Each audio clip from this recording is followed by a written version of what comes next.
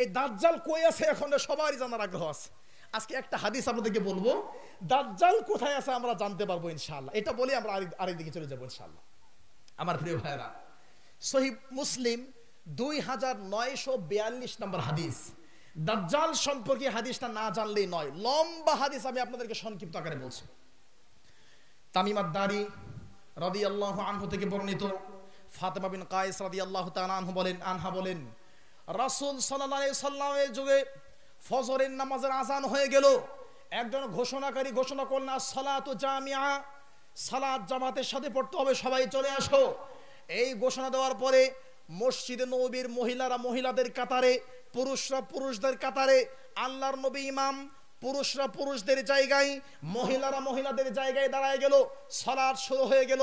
আল্লাহর নবী সালাত শেষ করে বললেন, লিউলজিম কুল্লু রাজুলিন মাকানা, প্রত্যেক ব্যক্তি যে যেখানে বসে আছো সেখানেই বসে থাকো, কেউ তোমাদের বসার জায়গা ছাইরো না। সালাম ফেরানোর পরে বললেন, যে যেখানে আছো সেখানেই থাকবে, কেউ উঠবে না। এরপর আল্লাহর নবী মুস্কি হেসে হেসে মসজিদে নববীর মেম্বারে বসে গেলেন। সাহাবীরা আশ্চর্য হন, আল্লাহর নবী আশ্চর্য, আমাদেরকে বসাইলেন, একটু একটু হাসছেন, মেম্বারে বসে গেলেন। আল্লাহ নবী ঘটনা কি বলেন? আল্লাহ নবী হাসতে হাসতে বললেন, শোনো, এই যে তামিম আদ-দারি, আমার এই সাহাবী খ্রিস্টান ছিল, কানা রাজুলান নাসরানিয়া, তামিম আদ-দারি খ্রিস্টান ছিল, আমার কাছে আসছে, ইসলাম কবুল করেছে, বায়াত গ্রহণ করেছে। এই তামিম আদ-দারি আমাকে একটা ঘটনা শুনিয়েছে, এই ঘটনাটা আমি নবীর ওহীর ঘটনার সঙ্গে মিলে গিয়েছে।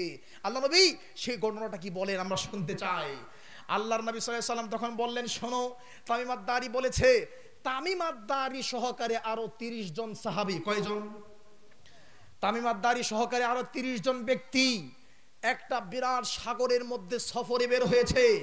তামিম আদ-দারি সহকারে লাখম এবং জুজাম গোত্রের প্রায় 30 জন ব্যক্তি, 30 জন সাহাবী একটা ট্রলার নিয়ে, একটা নৌকা বা জাহাজ নিয়ে সমুদ্র পথে সফরে বের হয়েছে। তামিম আদ-দারি বলছেন, 1 মাস পর্যন্ত আমাদের সফর ছিল।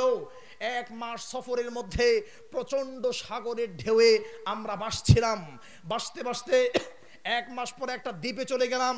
দ্বীপে যাওয়ার পরে সেখানে আশ্রয় নিলাম, নিয়ে ওখানে গিয়ে দেখি মারাত্মক ভয়ঙ্কর একটা প্রাণী, এত ভয়ঙ্কর কালো কুৎসিত, তার গায়ে এত পশম, এত কালো কালো পশম, তার কোনটা তার মাথা, কোনটা তার পিছন, কোনটা মুখ, কোনটা পাছা, চেনার কোনো উপায় নাই। আমি বললাম, ওয়াইহাক মান আনতি, তুমি ধ্বংস হও, কে তুমি? এই সমুদ্রের মধ্যে, পানির মধ্যে কে তুমি? তুমি ধ্বংস হও। তখন সে বলছে, আনাল জাসাস, আমি হলাম গুপ্তচর, গোয়েন্দা। তখন তামিম আদ-দারি বলছে, আশ্চর্য, এই সমুদ্রে 30 দিন যাবত আছি, সমুদ্রের পানি অতিক্রম করে দ্বীপের মধ্যে আশ্রয় গ্রহণ করলাম, এই দ্বীপের মধ্যে এই শয়তান কোত্থেকে আসছে? বলছে, আনাল জাসাসা, আমি গোয়েন্দা। আরে কিসের গোয়েন্দা তুমি বলো? তখন বলছে, শোনো, আরেকটু ভিতরের দিকে যাও, ওখানে একজন ব্যক্তি তোমাদের অপেক্ষায় অধীর আগ্রহে বসে আছে। ভিতরে যাওয়ার পরে অদ্ভুত আরেকটা প্রাণীর সাথে সাক্ষাৎ। ওই প্রাণীর পশম এত বেশি, ভয়ঙ্কর চেহারা, ভয়ঙ্কর বডি, এত বেশি পশম। ওই প্রাণীকে দেখে তামিম আদ-দারি বলল, ওই হাক মানান্তি, তুমি ধ্বংস হও, কে তুমি? এই সাগরের মধ্যে কে তুমি? তখন সে বলছে, আরে আমার সম্পর্কে তো একটু জানছো, ওখান থেকে বলছেন আমি কে, একটু তো জানছো, আগে আমার সম্পর্কে জানার আগে তোমাদের সম্পর্কে জানি। শোনো, কয়েকটা প্রশ্ন করি। ওই প্রাণী বলতেছে, ভয় পেয়ে গেছে। তখন তামিম আদ-দারি বলছে, আমার কাছে মনে হচ্ছে তুমি শয়তান, এই সাগরের মধ্যে শয়তান ছাড়া কি আছে? আচ্ছা বলো, কি বলবা? তখন সে 4টা প্রশ্ন করে। 1 নাম্বার প্রশ্ন হলো, বাইসান নামক খেজুর বাগানের কি অবস্থা? তখন তামিম আদ-দারি বলছে, আরে বাইসান নামক খেজুর সম্পর্কে কেমনে জানে? সাগরের মধ্যে আছে, সাগরের একটা প্রাণী, বাইসান নামক খেজুর সম্পর্কে সে কেমনে জানে? তখন তিনি বলছে, বাইসান নামক খেজুরে প্রচুর খেজুর আসে।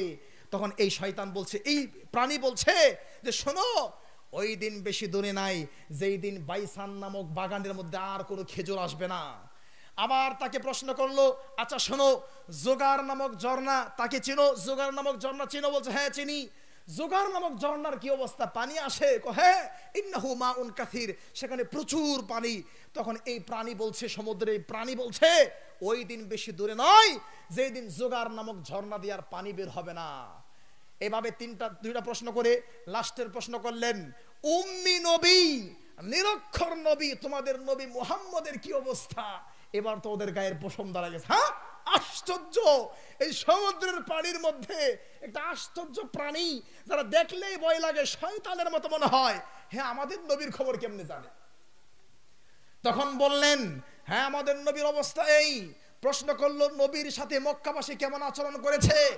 তারা বলল, নবীর সাথে মক্কাবাসী খারাপ আচরণ করেছে, নবীকে মক্কা থেকে বের করে দিয়েছে, মদিনায় চলে আসছে। তখন এই প্রাণী আশ্চর্য হয়ে বলছে, শোনো, মক্কাবাসীর উচিত ছিল নবী মুহাম্মদ সাল্লাল্লাহু আলাইহি সাল্লামকে মেনে নেওয়া, তোমাদের উচিত ছিল মুহাম্মদের অনুসরণ করা। এই কথাগুলো শুনে সাহাবীরা আশ্চর্য হলেন। আশ্চর্য, নবী সম্পর্কে জানে, বাইসান নামক খেজুর বাগান সম্পর্কে জানে, জোগার নামক ঝর্ণা সম্পর্কে জানে, সবই দেখে বলে যাচ্ছে, মই হাক মান আনতি, তুমি ধ্বংস হও, বলো এবার তুমি কে বলো তো। তখন বলছে, আনাদ দাজ্জাল, আমি হলাম দাজ্জাল, আনাদ দাজ্জাল, আমি হলাম দাজ্জাল, আমি সেই দাজ্জাল যার অপেক্ষায় তোমরা আছো। ওই দিন বেশি দূরে নয় যেদিন আমি এই সাগর থেকে, এখান থেকে বের হয়ে যাব, গোটা পৃথিবীর এমন কোন গ্রাম নেই, শহর নেই, বন্দর নেই, এলাকা নেই, অঞ্চল নেই, গোটা পৃথিবীর আনাচে কানাচে আমি দৌড়ায় বেড়াবো, সব তছনছ করে ফেলবো, মক্কা মদিনায় ঢুকতে পারবো না। আলা আনকাবিল মাদিনাতি মালাইকা, মদিনার প্রত্যেকটা গেটের মধ্যে ফেরেশতা দাঁড়ায় আছে, মদিনার প্রত্যেকটা গেটের মধ্যে ফেরেশতা দাঁড়ায় আছে। লা ইয়াদখুলুহা আত-তাউন ওয়া দাজ্জাল, দাজ্জাল ঢুকবে না, মহামারী ঢুকবে না, মক্কা মদিনা ছাড়া পৃথিবী আমি একদম অন্ধকার বানায় ফেলবো, আমি সেই দাজ্জাল। এবার পাইছেন দাজ্জাল কোথায় আছে? আল্লাহর নবী এইটুকু বললেন, হাযিহি তাইবা, হাযিহি তাইবা, হাযিহি তাইবা, এটা মদিনা, এটা মদিনা। আমি যে বিবরণ দিচ্ছি এটা মদিনা। শোনো, দাজ্জাল কোথায় আছে জানো? বাহরুম মিনাল ইয়ামান, ইয়ামান সাগরের মধ্যে আছে। আরেক বর্ণে বাহরুম মিনাশ শাম, সিরিয়া সাগরের মধ্যে আছে। লাস্টের বর্ণনা দাজ্জাল আছে মিনাল মাশরিক, দাজ্জাল পূর্ব দিকের একটা সাগরের মধ্যে আছে, ওখান থেকে দাজ্জাল বের হয়ে আসবে, এসে তোমাদেরকে ধ্বংস করবে, তোমাদেরকে ক্ষতি করবে। তাহলে কিয়ামতের অন্যতম একটা আলামত কি? দাজ্জাল। দাজ্জাল কোথায় আছে সেটা আমরা জানলাম, বুঝতে পেরেছেন আমার ভাইয়ারা? চলেন এবার আলোচনা আমি আর দীর্ঘ করব না। আজকে এই যে দাজ্জাল, এই দাজ্জাল তো আসবে এই ইসরায়েলদের পক্ষ হয়ে। বর্তমান যে ইসরায়েলরা আছে, এহুদিরা আছে, এই ইসরায়েলরা দাজ্জালের বংশের অধিভুক্ত হবে, তারা দাজ্জালের সাথে যুদ্ধ করবে।